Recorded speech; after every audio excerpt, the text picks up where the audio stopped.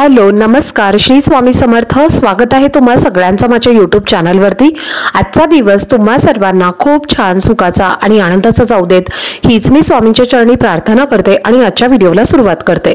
पण त्या अगोदर तुम्ही माझ्या चॅनलवरती जर नवीन असाल तर चॅनलला सबस्क्राइब नक्की करा।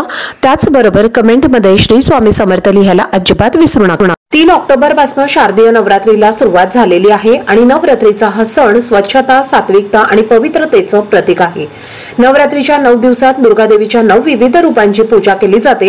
अश्विन महिन्यामध्ये शारदीय नवरात्रीमध्ये दुर्गा मातेने महिषासुराशी 9 दिवस युद्ध केलं आणि 10व्या दिवशी माता दुर्गाने महिषासुरावरती विजय मिळवला होता आणि तेव्हापासूनच माता दुर्गा आणि तिच्या 9 रूपांची पूजाही केली जाते। त्यामुळे 9 दिवस देवीची पूजाही केली जाते। तर हे 9 दिवस अतिशय महत्त्वाचे आणि शुभ मानले जातात आणि म्हणूनच या नवरात्रीच्या 9 दिवसांमध्ये देवीच्या पूजेसोबतच आपल्या वास्तुशास्त्रामध्ये करण्यासाठी काही प्रभावी उपाय सांगितले जातात। तर आजच्या व्हिडिओमध्ये तुमच्यासोबत मी एक अतिशय प्रभावशाली असा उपाय शेअर करणार आहे। नवरात्रीच्या या 9 दिवसांमध्ये फक्त एकदा आपल्याला या झाडाला स्पर्श करायचा आहे। या झाडाला स्पर्श केल्यामुळे तुमच्या मनातील कितीही कठीणातील कठीण इच्छाही पूर्ण होईल आणि जे काही तुमच्या नशिबात नाही तर ते सुद्धा तुम्हाला प्राप्त होईल। 7 पिढ्यांचा दारिद्र्य हे नष्ट होऊन माता लक्ष्मी तुमच्यावरती प्रसन्न होईल। तर असा हा एक उपाय तुमच्यासोबत मी आजच्या व्हिडिओमध्ये शेअर करणार आहे। त्यामुळे व्हिडिओ हा स्किप न करता शेवटपर्यंत नक्की पहा, जेणेकरून तुमच्यापर्यंत योग्य ती माहिती पोहोचेल। आणि तुम्ही माझ्या चॅनलवरती जर नवीन असाल तर चॅनलला पण लगेच सबस्क्राइब करा आणि बेल आयकॉनला पण प्रेस करा, म्हणजे मी जेव्हा कधी नवीन व्हिडिओज अपलोड करेन त्याचं नोटिफिकेशन सर्वात आधी तुम्हाला मिळेल आणि तुमचा एकही व्हिडिओ हा मिस होणार नाही। तर पहा, आपल्या हिंदू धर्मामध्ये असे काही वृक्ष आहेत, वनस्पती आहेत ज्यांना विशेष महत्त्व आहे। आध्यात्मिक दृष्टीने काही झाडं आणि वनस्पतींना देवाचं प्रतीक मानलं जातं। तर ही झाडं लावणं सुद्धा अतिशय शुभ मानली जातात आणि त्यांची देखभाल करणं म्हणजेच देवांची पूजा करण्यासारखं असतं। तर शास्त्रामध्ये ही झाडं पूजनीय मानली जातात कारण यांच्यामध्ये देवी देवतांचा वास असतो। तर या वृक्षांची पूजा केल्यामुळे देवतांचा आशीर्वाद आपल्याला प्राप्त होतो आणि सुख समृद्धी आपल्या घरामध्ये नांदत असते। जर तुमच्या मनामध्ये भरपूर दिवसांपासून एखादी इच्छा असेल, प्रत्येकाच्या मनामध्ये काही ना काही इच्छा या असतातच आणि ही इच्छा पूर्ण होण्यासाठी आपण आपल्या आयुष्यामध्ये भरपूर तडजोड, मेहनत आणि कष्ट करत असतो। पण कधी कधी कितीही प्रयत्न केले तरी सुद्धा आपली कुठलीही इच्छा पूर्ण होत नाही आणि आपल्या प्रयत्नांना यश मिळत नाही। आणि जर अशा वेळेला आपल्या प्रयत्नांच्या सोबतच आपण जर काही उपाय केले तर नक्कीच आपल्या मनातील सर्व इच्छा या पूर्ण होतात। जर नवरात्रीच्या या 9 दिवसांमध्ये तुम्ही या झाडांना स्पर्श करून तुमच्या इच्छित मनोकामना व्यक्त केल्या तर नक्कीच तुमच्या मनातील कुठल्याही कठीणातील कठीण इच्छा या पूर्ण होतील। त्याचप्रमाणे या नवरात्रीच्या 9 दिवसांमध्ये फक्त तुम्ही एकदा या झाडांची पूजा केली तर तुमच्या घरामध्ये असणारी गरिबी आणि दरिद्री ही संपूर्णपणे नष्ट होईल। लक्ष्मी तुमच्यावरती प्रसन्न होऊन तुमच्या घरामध्ये अखंड स्वरूपात वास करेल आणि तुमच्या नशिबात नाही ते सुद्धा तुम्हाला प्राप्त होईल। यामध्ये पहिलं झाड आहे ते म्हणजे पिंपळाचं झाड। हिंदू धर्मात पिंपळाच्या झाडाचं महत्त्व सांगितलं जातं। असं म्हटलं जातं की पिंपळ वृक्षामध्ये 33 प्रकारच्या देवता निवास करतात। पिंपळाला अमृताचं झाड असं सुद्धा म्हटलं जातं। औषधी गुणांनी समृद्ध असलेल्या पिंपळ वृक्षाला कल्पवृक्ष असे नाव देण्यात आलेलं आहे। पिंपळाच्या झाडामध्ये भगवान विष्णू वास करतात आणि या वृक्षाच्या पानामध्ये साक्षात माता लक्ष्मी वास करते आणि त्यामुळे या झाडाची पूजा केल्यामुळे आरोग्याचे वरदान मिळते आणि सर्व प्रकारचे संकट दूर होऊन आयुष्यामध्ये सुख समृद्धी येते। मनातील सर्व इच्छित मनोकामना या पूर्ण होतात। तर तुम्हाला काय करायचं आहे, एक तांब्याचा कलश पाण्याने भरून घ्यायचा आहे। या कलशामध्ये तुम्हाला स्वच्छ पाणी भरायचं आहे। त्यानंतर एक गुळाचा खडा आणि थोडंसं कच्चं दूध तुम्हाला या पाण्यामध्ये टाकायचं आहे।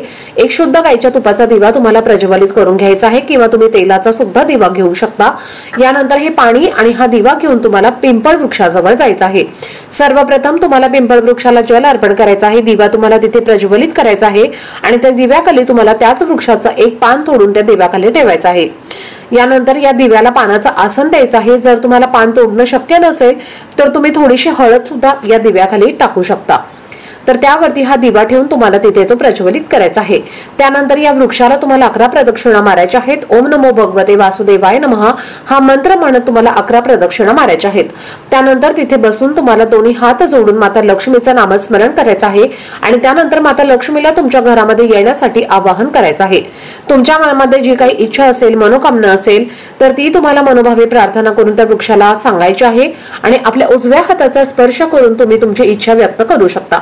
तर अशा पद्धतीने जर तुमच्या जवळपास कुठे पिंपळ वृक्ष असेल तर नवरात्रीच्या 9 दिवसांमध्ये फक्त एकदा तुम्ही हा उपाय नक्की करा। यानंतर पुढचं झाड आहे ते म्हणजे वडाचं झाड। वडाच्या झाडाला वटवृक्ष असं सुद्धा म्हटलं जातं। तर हिंदू धर्मामध्ये पिंपळानंतर वटवृक्षाला खूप महत्त्व आहे। वटसावित्री हा सण हिंदू धर्मामध्ये साजरा केला जातो आणि या दिवशी वडाची पूजा केली जाते। वडाच्या झाडामध्ये साक्षात भगवान शिव माता पार्वती वास करते आणि त्यामुळे या झाडाची पूजा केल्यामुळे आपल्या इच्छित मनोकामना या पूर्ण होतात। आणि म्हणूनच तुम्हाला नवरात्रीच्या या 9 दिवसांमध्ये सांगितल्याप्रमाणे एक तांब्याचा कलश स्वच्छ पाण्याने भरून घ्यायचा आहे। त्यामध्ये थोडासा तुम्हाला गुळाचा खडा टाकायचा आहे, दूध टाकायचं आहे, दिवा प्रज्वलित करून तुम्हाला त्या झाडाजवळ लावायचा आहे आणि त्या वृक्षाला जल तुम्हाला अर्पण करायचं आहे। यानंतर तुम्हाला तुमचा उजवा हात लावून इच्छित मनोकामना व्यक्त करायच्या आहेत। आणि यानंतर पुढचं झाड आहे ते म्हणजे अशोकाचं झाड। अशोकाच्या वृक्षाला हिंदू धर्मात अत्यंत पवित्र आणि शुभ मानलं जातं। अशोक वृक्षामध्ये सुद्धा शिव वास करतात आणि अशोक वृक्ष हा शोक पसरवतो असे मानलं जातं। कोणत्याही शुभ कार्यामध्ये अशोकाच्या पानाचा वापर हा केला जातो आणि या वृक्षाची पूजा केल्यामुळे सुख, शांती आणि समृद्धी कायम राहते। आणि म्हणूनच तुम्हाला या नवरात्रीच्या 9 दिवसांमध्ये 1 लोटा जल या वृक्षाला अर्पण करायचा आहे आणि या वृक्षाखाली एक शुद्ध गाईच्या तुपाचा दिवा हा लावायचा आहे। यानंतर या वृक्षाला प्रदक्षिणा करून आपला उजवा हात लावून इच्छित मनोकामना जी आहे तर ती आपल्याला व्यक्त करायची आहे। यानंतर पुढचं झाड आहे ते म्हणजे तुळस। आपल्या हिंदू धर्मामध्ये तुळशीला खूप महत्त्व सांगितलं जातं। असं म्हटलं जातं की ज्या घरात तुळशीचं रोप असतं तिथे देवी लक्ष्मी कायम वास करते आणि त्या घरामध्ये नेहमी सुख समृद्धी नांदत असते। हे तुळशीचं रोप आपल्या घरामध्ये असल्यामुळे आपल्या कुटुंबावर कधीही वाईट संकट विघ्न येत नाही आणि म्हणूनच नवरात्रीच्या या 9 दिवसांमध्ये तुळशीची पूजा करण्याला खूप महत्त्व दिलं जातं। पण तुम्हाला नवरात्रीच्या 9 दिवसांमध्ये तुळशीची पूजा करणं शक्य नसेल तर फक्त एकदा या तुळशीला जल अर्पण करा आणि हे जल अर्पण करत असताना त्यामध्ये थोडंसं कच्चं दूध तुम्हाला टाकायचं आहे, थोडीशी हळद टाकायची आहे। हे जल अर्पण करून तुम्हाला एक शुद्ध गाईच्या तुपाचा दिवा हा प्रज्वलित करून तुळशीला जल अर्पण करायचा आहे। शुद्ध गाईच्या तुपाचा दिवा लावायचा आहे, त्या वृक्षाला 11 प्रदक्षिणा तुम्हाला मारायच्या आहेत आणि तुमच्या इच्छित मनोकामना तुम्हाला व्यक्त करायच्या आहेत। यानंतर आपला उजवा हात स्पर्श करून तुम्हाला इच्छित मनोकामना व्यक्त केली तरी सुद्धा चालेल। यानंतर पुढचं झाड आहे ते म्हणजे केळीचं झाड। हिंदू धर्मामध्ये केळीच्या झाडाला खूप महत्त्व दिलं जातं। कोणत्याही शुभ कार्याच्या वेळेला केळी आणि केळीची पानं ही वापरली जातात। भगवान विष्णू आणि देवी लक्ष्मी यांना केळी अतिशय प्रिय आहेत आणि आपण नवरात्रीमध्ये प्रसाद म्हणून सुद्धा केळीचं वाटप करत असतो।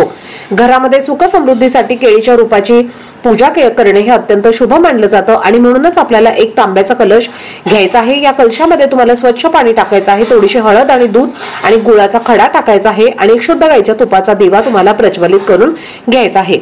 तर या वृक्षाला हे जल अर्पण करून तुम्हाला तिथे हा दिवा प्रज्वलित करायचा आहे। वृक्षाला 7 प्रदक्षिणा करून आपल्या इच्छित मनोकामना तुम्हाला व्यक्त करायच्या आहेत। तर अशा पद्धतीने तुमच्या घराजवळ यापैकी कोणतं झाड असेल तर त्या झाडाची तुम्हाला नवरात्रीच्या 9 दिवसांमध्ये फक्त एकदा या पद्धतीने पूजा करून तुमच्या इच्छित मनोकामना तुम्हाला व्यक्त करायच्या आहेत। जर तुम्हाला नित्यनियमाने शक्य झालं तर तुम्ही नवरात्रीच्या 9 दिवसांमध्ये रोज हा उपाय केला तरी सुद्धा चालेल। इतर कुठलंही झाड असेल किंवा नसेल हे पण तुळस ही प्रत्येकाच्या घरामध्ये असतेच आणि त्या तुळशीजवळ तुम्ही हा एक उपाय नक्की करायचा आहे। जो व्यक्ती हा उपाय करेल त्या व्यक्तीच्या इच्छित मनोकामना या नक्कीच पूर्ण होतील। आजचा व्हिडिओ जर तुम्हाला आवडला असेल, माहितीपूर्ण वाटला असेल तर व्हिडिओला जास्तीत जास्त लाईक, शेअर आणि चॅनलला सबस्क्राईब नक्की करा। भेटूयात पुढच्या व्हिडिओमध्ये, तोपर्यंत सर्वांना श्री स्वामी समर्थ।